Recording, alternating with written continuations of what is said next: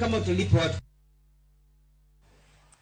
Komiti mar weche arita e kaunti ma Kilifi gikone ogolo chik mondo mi chung chenro mar disco Matanga ma ibago bang' liel e kaunti no. Commissioner mar kaunti no Josephat Biwott okoni gin kod ji 40 ma itudo kod rocho ratich nyithindo ma nyiri to magi thothne gin midhiero mamako nyithindo e kinde disco Matanga.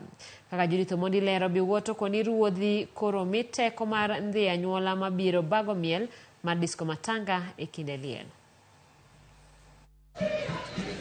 Komiti ma ochung'ne weche mag arita kwe kaunti ma Kilifi ogolo chik mabiro chungo nyasi mag disco Matanga makinde mathoth ibago e liete. Ka otelnegi kod commissioner mar kaunti no Josephat Biwott gikoni nyithindo manyiri rocho ratiro mag gi e kindego mag disco Matanga gino ma ok gibi yie mondo dhi nyime. Biwott koni nyaka sani gin kod buche 40 madhi nyime mag nyithindo manyiri ma orocho ratichgi ka thothgi timore mana e disco Matanga. Tuko na shida ya development. Hata tukiongea saa hii tuko na watu zaidi ya 40 wako katika prison yetu ya Kaloleni kwa sababu ya development.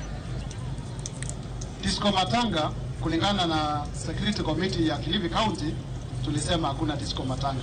Disco Matanga ikifanyika, wasichana wengi badala ya kuenda shule na kushughulika na masomo ama kazi zingine ambazo wanafaa kufanya, mambo inakuwa ni watu wanateka advantage. Biwott maneloso e kinde nyasi mag mashujaa mane obagi e kaunti no ogolo chik ne ruodhi duto e kaunti no mondo bedaki icha kendo nona nyuola mapod bago nyasi no.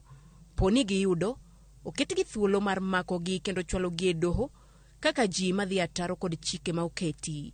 Hii disco Matanga zinafanyika kwa mwenye ako na mashishi.